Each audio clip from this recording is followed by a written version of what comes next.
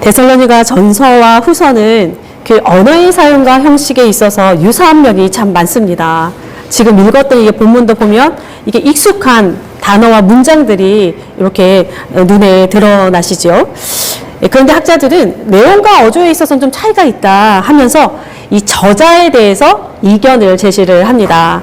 그래서 전서는 저자가 사도 바울이라고 하는 것에는 이견이 없어요. 근데 후서는 많습니다. 그러니까 사도 바울의 제자가 기록했을 가능성이 높다. 그러니까 사도 바울의 제자의 익명의 누군가가 했을 것이다 라고 이제 이야기를 하는데, 그렇다고 한다면 이제 시기적으로 한 1세기 말경의 책일 것이다 그렇게 추측을 합니다. 그러니까 전서는 50년경으로 그렇게 추측을 하는데, 이제 후서 같은 경우는 1세기 말쯤이 되지 않을까 이렇게 추측을 합니다. 그리고 이제 내용의 정황상으로도 보면 내용으로는 전서의 분위기와는 좀 다릅니다. 그러니까 박해가 그러니까 예수를 믿는 사람들에 대한 박해가 막 이렇게 막바지에 이른 그런 2세기 말의 분위기도 이렇게 전달되고 있는 것이 후서입니다. 게다가 사도행전의 흐름을 따라간다고 한다면 전서 이후에 후서를 바로 기록했을리가 어려운 그런 이렇게 동선을 그리고 있는데요. 때문에 이제 친필 서신이 아닐 가능성은 높다. 그렇게 이제 일반적으로 저희가 알고 있습니다. 그렇다면 지금 1장 1절에서 지금 바울과 실로아노와 디모데가 동일하게 나오죠. 그죠? 그러면 이게 가짜 서신인가? 위조 서신인가? 이름을 도용한 것인가? 이렇게 또 우리가 생각을 해볼 수 있습니다. 게다가 2장, 이제 우리가 1장을 읽었는데 2장 2절에 보면 그 2장 2절의 표현과 그 다음에 3장 뒤로 가보면 또 바울이 친필 서신, 내가 편지에 내 친필로 이렇게 썼다라고 문안한다라고 하는 이런 표현들이 있어요. 그러면 이미 후서가 기록될 당시에는 가짜 서신이나 위조가 이렇게 돌아다닐 가능성을 이렇게 시사하는 거라고 또 우리가 해석할 수가 있습니다. 그런데 또 위조 서신이라고 하는 건 기독교 선교 초기니까 기독교 초기부터 이렇게 그리스도인들의 혼란을 야기할 정도의 가능성은 실제로 낮습니다. 때문에 후서는 한 1세기 말경이 될 것이다. 그렇게 이제 기울어지게 됩니다.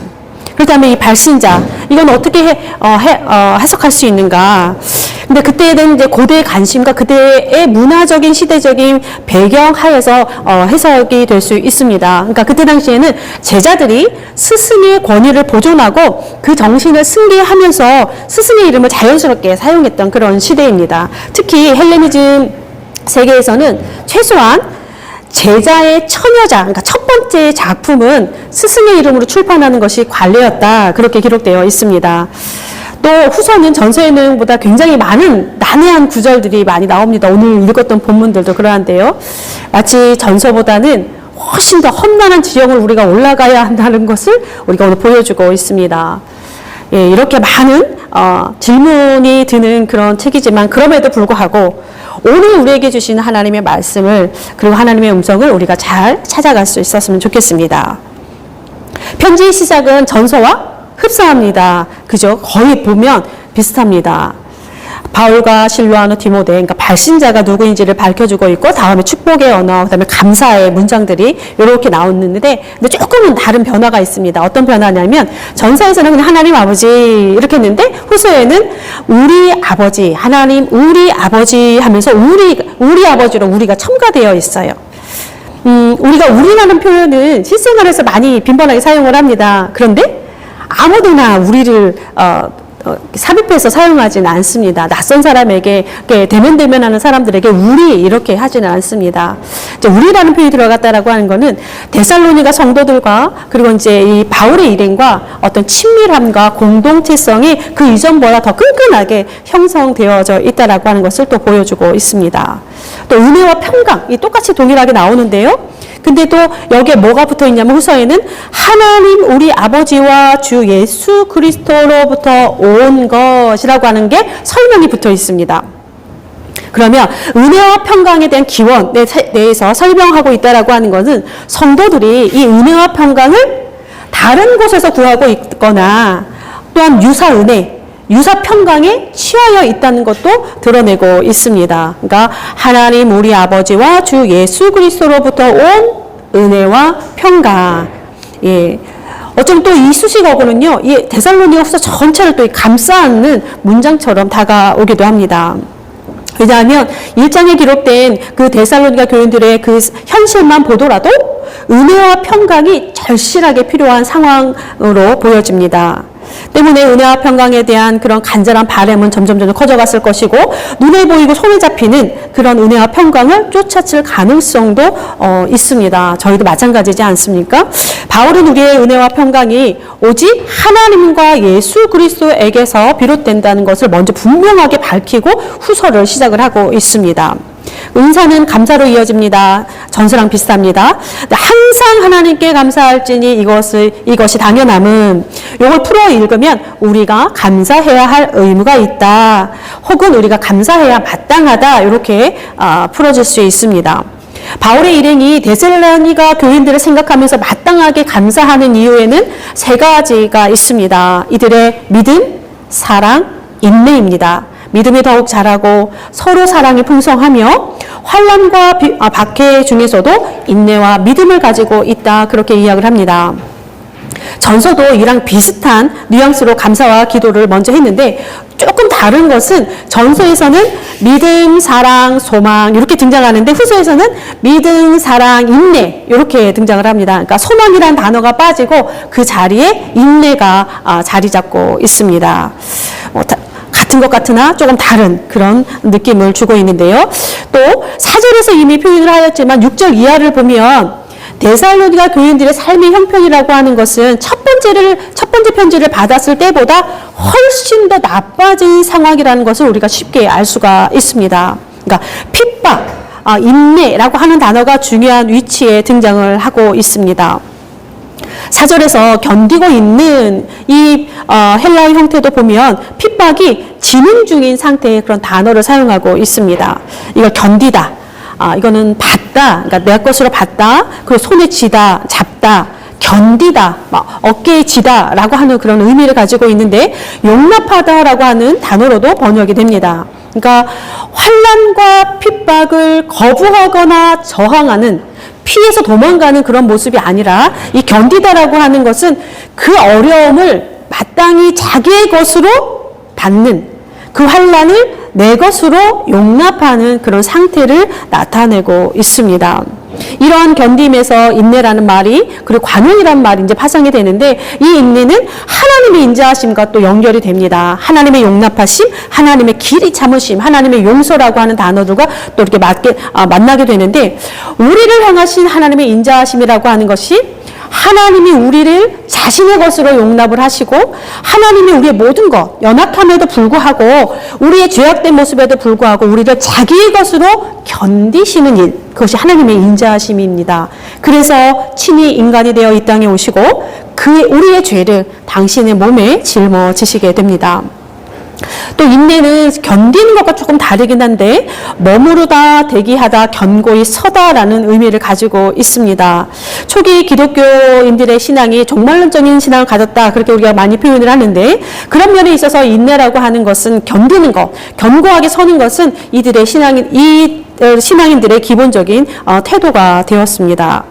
첫 번째 편지에서 우리가 그러므로라고 한 접속사가 중간중간 등장하면서 내용을 마무리했던 것을 기억하실 것입니다. 그러니까 주께서 다시 오실 것이기에 그러므로 너희는 이와 같이 알아, 이런 표현들이 이제 나왔었는데요.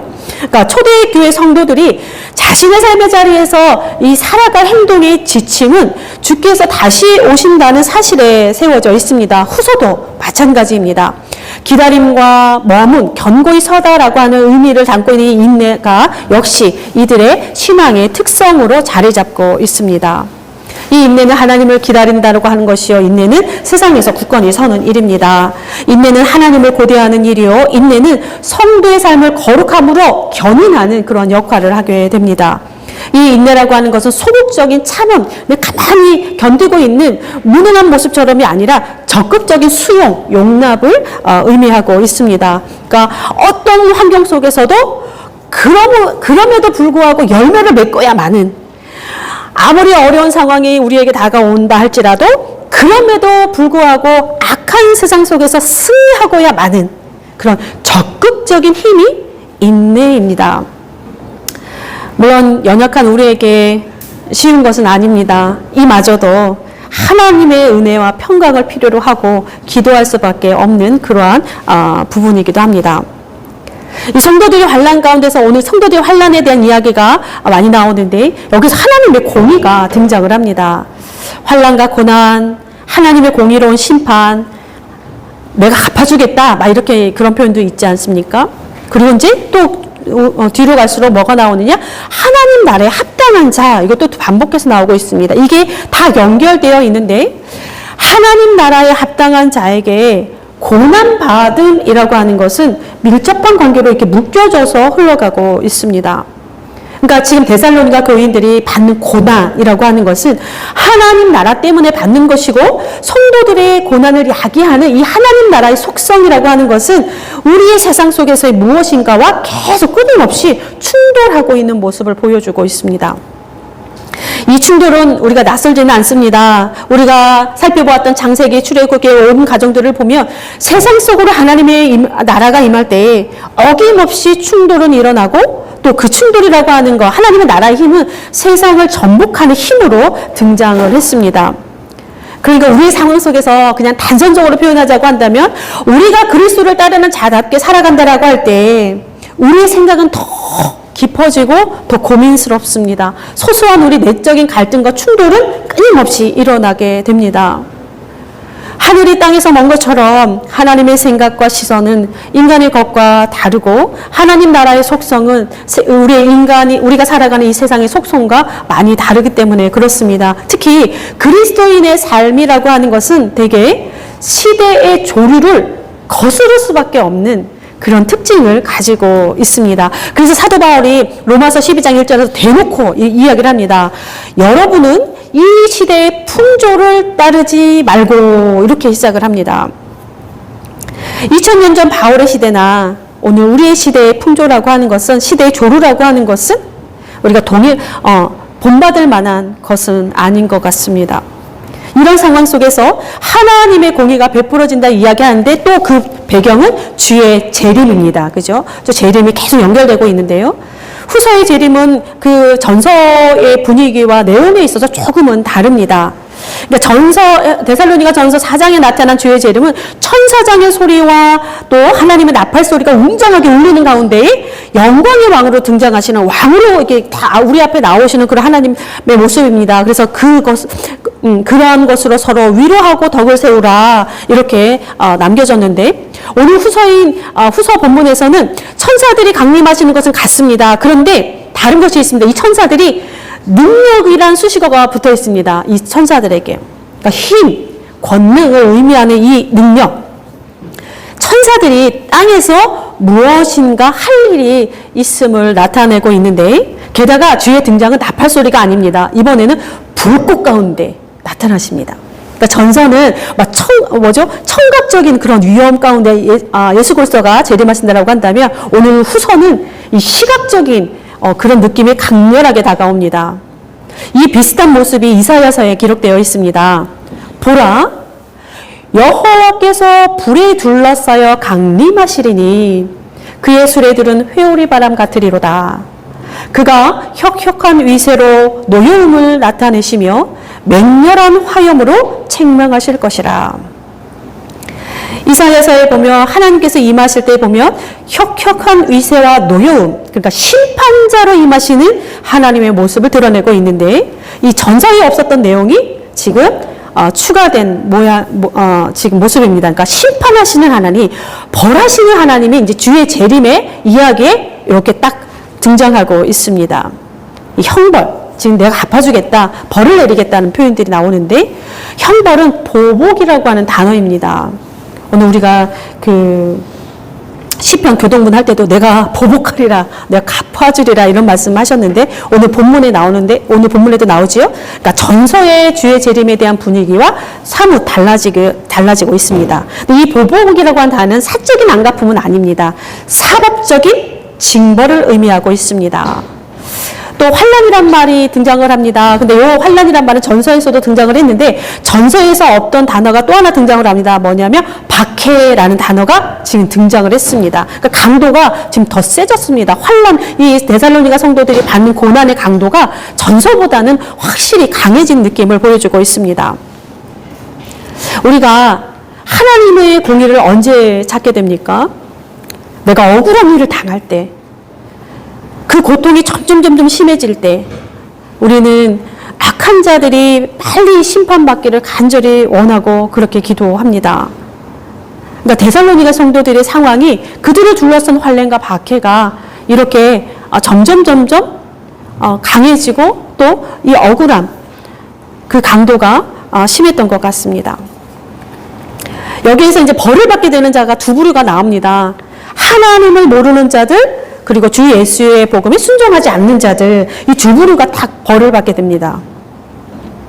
근데 여기에서 매우 심각한 질문이 우리가 들 수밖에 없습니다. 그러니까 주의 날에 베풀어진다는 하나님의 공의가 하나님을 모르는 자들과 복음에 순종하지 않는 자들에게만 해당하는 것인가? 여러분들은 어떠십니까? 다른 제목의 죄수들은 괜찮은가? 저는 그런 생각이 들더라고요. 전쟁과 살인과 폭력과 이 착취와 반인륜적인 범죄들은 괜찮은가? 라는 질문이 듭니다. 예수만 믿는다라고만 하면 다 이렇게 텅 쳐져서 없어지는 것인가? 여러분들은 어떻게 생각하실지 모르겠습니다. 어쨌든 저는 그런 질문이 듭니다. 그래서 이 부분을 해석하고 적용하는 데 있어서 그대로 적용할 수 있는가 질문이 듭니다. 어쨌든 문자적으로만 해석해서도 안 되고 너무 상징적이나 의미상으로도 흘러가도 안 되며 단순히 이분법적인 논리로 그렇게 갈라놓을 수 없는 부분처럼 다가오게 되는데 적어도 편지를 수신하게 되는 데살로니가의 시대적 상황을 염두에 두어야 하고 또 하나님을 안다는 게 그럼 무엇인가? 복음에 순종한다는 게 무엇인가? 라고 하는 것을 우리가 더 깊이 생각해보며 분별해야 하는 것은 아닌가라는 질문이 듭니다. 여러분도 한번 고민해 보십시오. 아무튼 예수 그리스도의 재림에 이제 심판이라고 하는 주제가 딱 포함되어 있습니다. 그런데 재림의 날은 가만 보아하니 형벌의 날, 그러니까 심판의 날로만 끝나는 것도 아니고 형벌이 핵심은 아닙니다. 본문에서도. 뒤로 가보면 부르심에 합당한 자로 인하여 그 날은, 주의 날은 하나님께서 영광을 받으시게 되는 날이고 동시에 성도 역시 하나님 안에서 영광을 받게 되는 날이라는 것이 더 중요합니다. 그러니까 주의 날의 종착지는 고난과 박해, 공의와 형벌을 지나서 맨 마지막에 등장하는 것은 영광, 하나님의 영광, 성도들이 하나님으로 인해서 받을 영광에 이르게 됩니다. 그러니까 재림의 날은 동전의 양면처럼 형벌의 날이면서 영광의 날로 우리에게 임하실 것입니다. 그래서 주의 백성들이 주의 날을 신원의 날 이렇게 표현하는 이유가 있습니다. 그러니까 마지막 날의 심판이라고 하는 것은 어떤 이에게는 형벌로서 내려지기도 하지만 어떤 이에게서는 그 억울함이 풀어지는 그런 신원의 날이 되는 날이기도 하기 때문에 그렇습니다. 이 모습을 마태복음 25장에 잘 표현해주고 있습니다. 마태복음 25장에 보면 주님께서 다시 오시는 날에 양은 오른편에 염소는 왼편에 갈라집니다. 오른편에 있는 자들, 그러니까 양들에게는 상이 주어지고 왼편에 있는 염소들에게는 형벌이 주어집니다. 근데 이 좌우로 나누게 되는 기준이 굉장히 독특해요. 여기는 하나님을 아는 자, 복음에 순종하는 자라고 하는 표현은 없습니다. 그런 뉘앙스도 없습니다. 뭐냐? 지극히 작은 자에게 한 일이 갈라놓는 기준이 됩니다. 마태복음 25장을 생각한다라고 한다면 오늘의 본문에서 하나님을 아는 것과 복음에 순종하는 것, 그리고 마태복음 25장에 나오는 이 갈라지는 기준, 지극히 작은 자에게 한 행위, 이것을 동시에 우리가 생각해 보아야 되진 않나 싶습니다. 지극히 작은 자에게 한 일과 하나님을 아는 것, 지극히 작은 자에게 행한 일과 복음에 순종하는 것, 부르심에 합당한 것과 하나님을 아는 것, 부르심에 합당한 것과 하나님의 복음에 순종하는 것, 이들의 관계를 우리가 풀어가야 되지 않을까 싶습니다. 적어도 하나님을 아는 이들이 다른 이들의 생명을 경시할 수는 없습니다. 적어도 복음에 순종한다라고 하는 이들이 다른 이의 삶을 훼손할 수는 없습니다. 적어도 하나님을 아는 이들이 그 안다라고 하는 것을 문자적으로 갖추거나 또 복음에 순종하는 것이 그냥 교회에서 하는 종교적 활동이 갖추는 그러한 순종의 것은 적어도 아닐 것이라는 생각은 듭니다. 그러니까 우리가 아까 하나님을 아는, 하나님 알지 못하는 자들, 복음에 순종하지 않는 자들의 형벌을 내리신다라고 하는 해석이 조금 더 우리가 많은 것들을 함께 들여다보아야 되지 않나 싶습니다.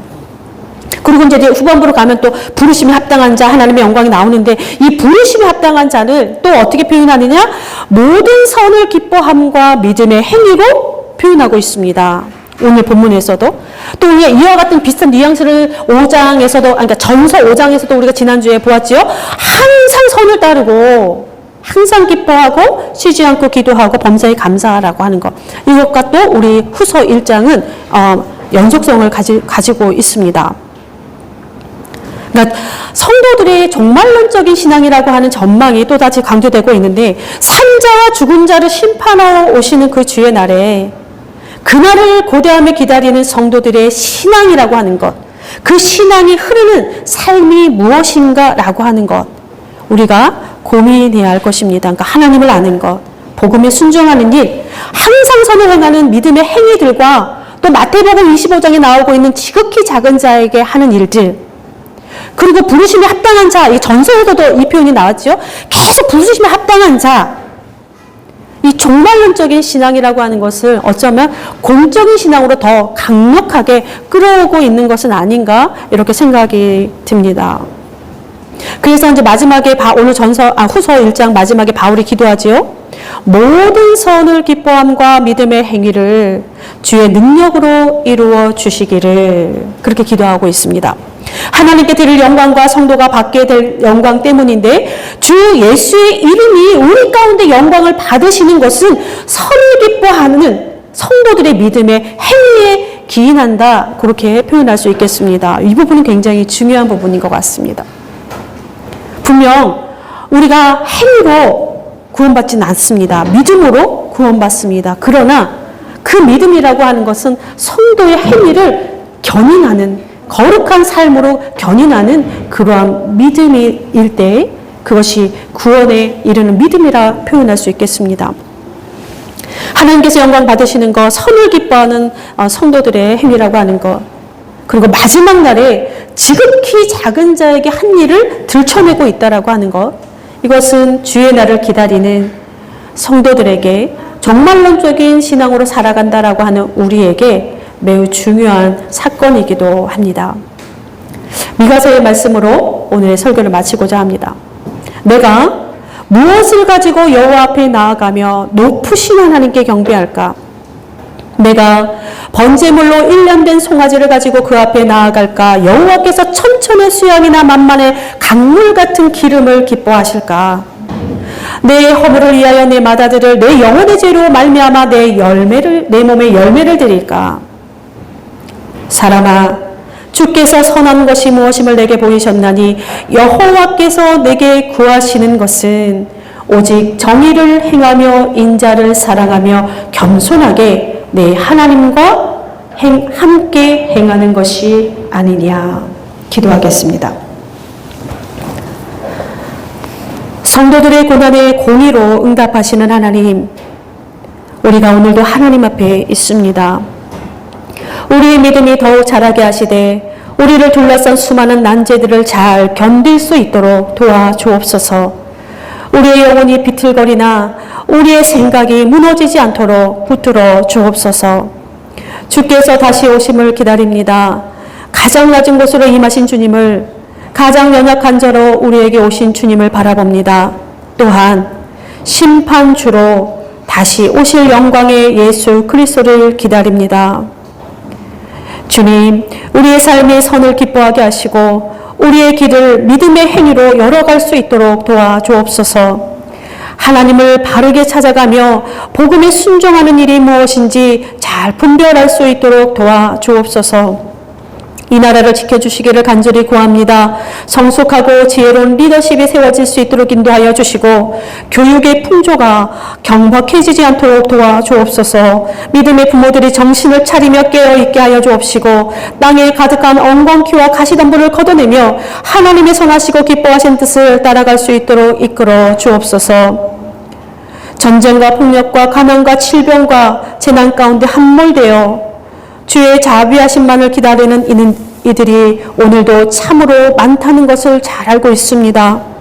이들을 불쌍히 여기시며 도와주옵소서. 우리가 우리의 자리에서 우리의 힘을 다하여 주께서 오시는 길에 한 조각이 될 수 있도록 우리를 사용하여 주옵소서. 오늘도 산자와 죽은 자를 심판하러 오시는 예수 그리스도의 이름으로 기도드립니다. 아멘.